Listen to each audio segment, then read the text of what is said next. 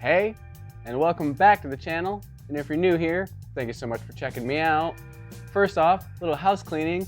Want to thank you so much for 100 subscribers. So awesome. For all of you that have joined us so far, I greatly appreciate you. And I promise to keep the lessons moving here. So let's get into this one right now. Okay, so like I was saying in the intro, today I wanted to show you some of the top 5 guitar tricks that I have picked up from Jimi Hendrix, of course, the GOAT of all time. Let's get straight into it. Hendrix, of course, as we know, was left-handed, played the guitar upside down, hence the thumbnail there. Hopefully I didn't disturb any of you out there and make you think I had hit my head and started playing my guitar upside down.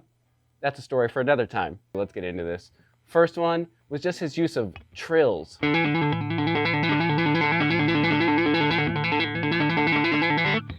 Which is really nothing new.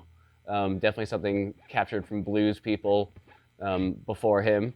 But Hendrix would do it with a lot of volume, maybe a little overdrive. Kicked on a little overdrive there. Maybe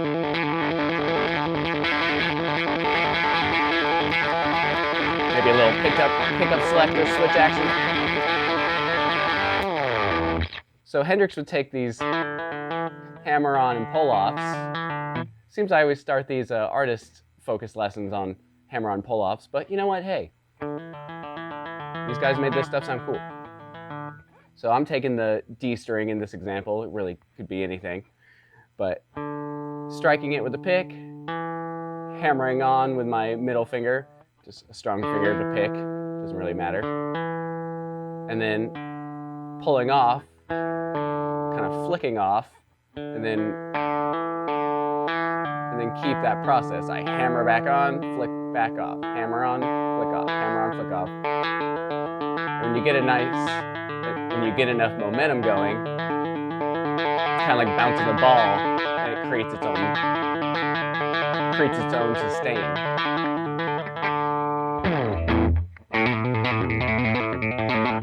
Yeah, Hendrix would do this at the beginning of songs. Foxy Lady, for example. You know, just between licks, just something to inject a little personality. Maybe with a little slide action. You know, that wasn't in my top 5, but we can add that in there too. Just his use of explosive boom.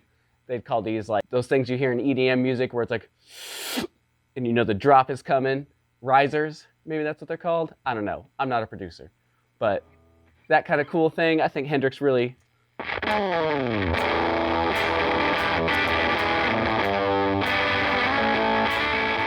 That brings us into our next Hendrixism. Cool thing that Jimi Hendrix did was, as you heard a little bit in the last example, his use of volume and effects. Jimi Hendrix was greatly known for using the fuzz face. I have a Keeley fuzz bender down on my board to kind of recreate that Velcro ripping sound. But Hendrix, you know, the way he would use volume and effects, you know, he would just let a little something ring out and sustain.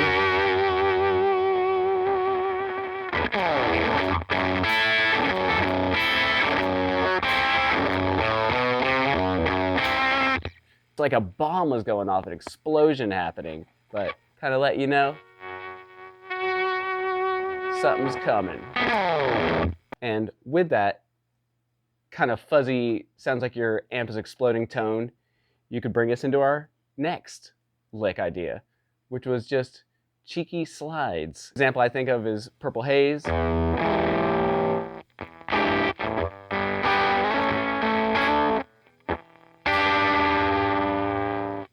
He does a lot of these like...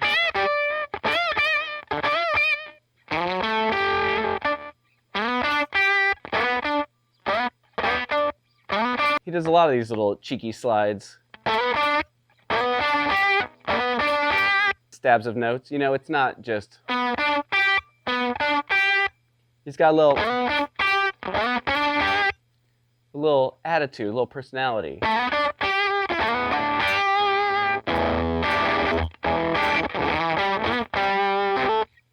there's another one. So I really like that. He does it in the intro of Purple Haze again. Kind of slides 7th fret, tags your minor 3rd. It's at your 5th fret D string. And then the ring finger sets up 5th fret D string, slide up to 7, back to 3, to 5.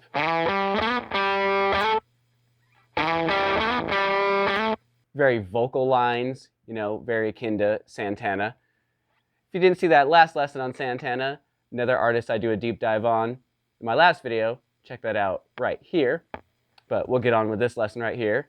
So Hendrix would kind of throw these slides and then choke it out. And then maybe give you another sustaining note, slide, and then a stab. Just a quick, short note. Kind of like someone just talking and just throws their words. Just kind of like, huh. I think I belabored that point enough. So the next thing that Hendrix did that everyone has been biting ever since, not sure if he invented this, I would probably doubt it, but he definitely popularized it, is the use of using your thumb. And I know a lot of classical teachers probably clamoring in the comments, blowing up their TVs now at home. You never use the thumb. But hey, if you got it, why not use it? And Hendrix, that dude had a thumb. And I have a pretty standard hand, nothing too crazy. So, Purple Haze example here. Starts with this E 7#9 chord, which if you've never learned this before, we'll do a quick little Purple Haze overview. 7th fret A string, 6th fret D string, 7th fret G string, 8th fret B string. And that's your weird note there. And then he hits the low E string to fill it out, give you that bass note. And then he goes to what would be a G chord up to an A chord.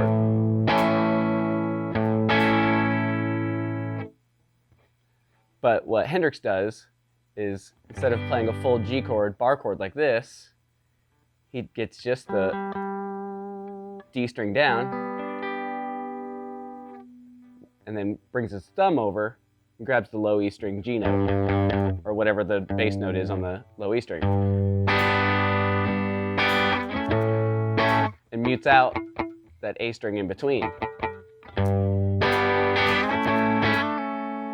which allows him to throw in these little embellishment notes that you otherwise wouldn't be able to really get without releasing something from a bar chord. So since he's omitting a string and bringing in his thumb,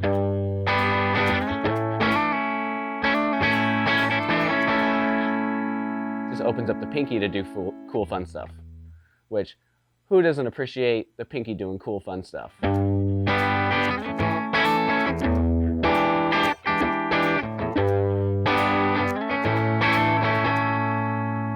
And Hendrix does that all over the place, which brings me into my next thing here, which was just the use of embellishments.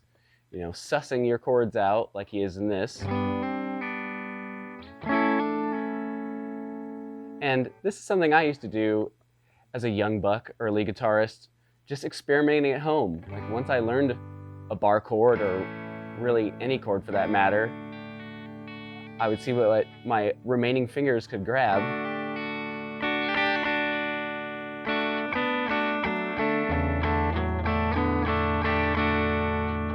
Just as an experiment, just to see what happens. And it seems like Hendrix would do the same thing. Free up that pinky, free up the whole hand from a bar chord. And if you're a beginner out there and maybe can't grab a full bar chord, and I don't know, maybe this isn't like great advice, but maybe try the thumb chord. Thing about it is, just watch the wrist. Obviously, grabbing with the thumb is going to put your wrist in this kind of upward angle, which I wouldn't recommend really at all, or especially for any prolonged period. But so when I go back to that E chord, we get the wrist in a more relaxed, normal, comfortable position. But everybody's thumbs are a little bit different, everybody's wrist, hands.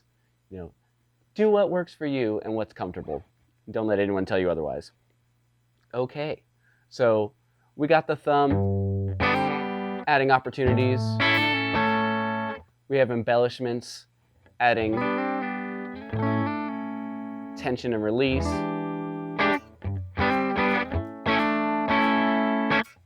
And that brings us to our fifth and final tip here today. And that is the use of overbends. So early on, I think it was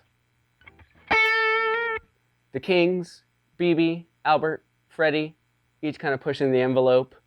You know, BB would do the full step bend.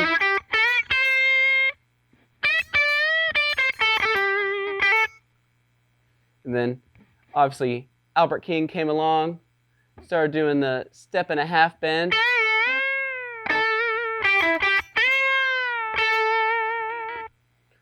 And then Hendrix coming along, I feel like a la in that Albert King style.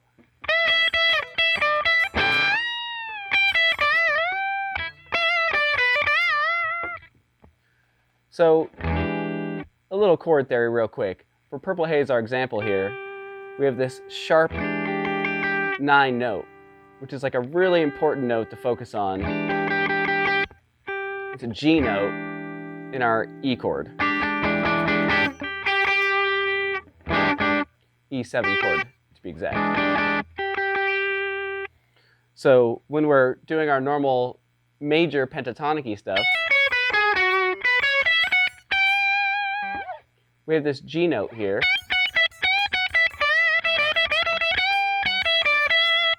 Which Hendrix keeps tagging in the solo for Purple Haze.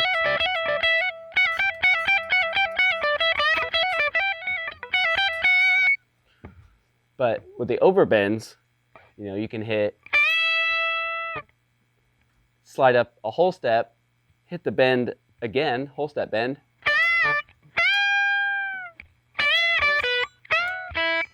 Oh, hit that again. So you can hit the kind of pentatonic-y position.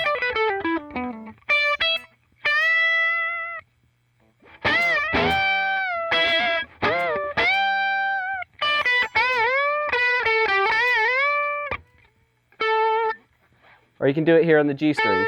14th fret, we're at our A note, bending up to a B. Then we go up to our B note, bend it up to a C sharp, which is in our chord.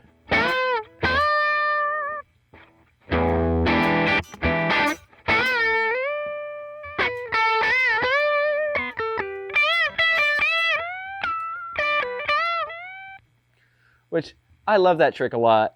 Just you're bending in your home row pentatonic position.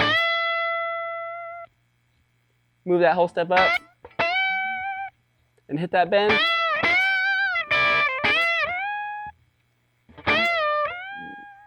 Or you go up a fret and a half, so a minor third.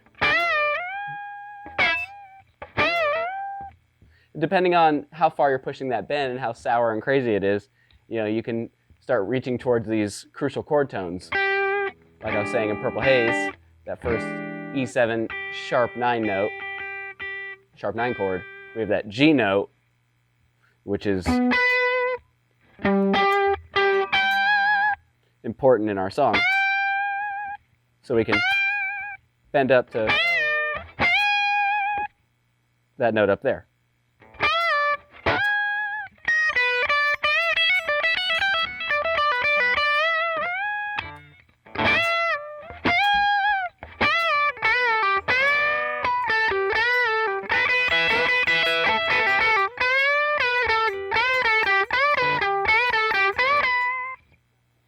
Then, of course, you add some fuzz on top of that.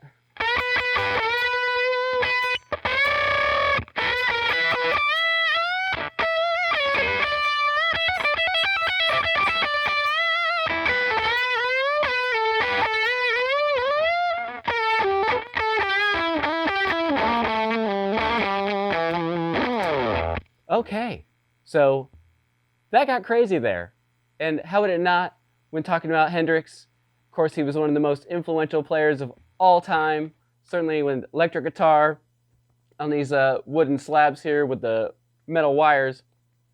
Jimi was a pioneer in his day, tragically passed when he was 27 at the 27 Club, but his music has lasted the test of time.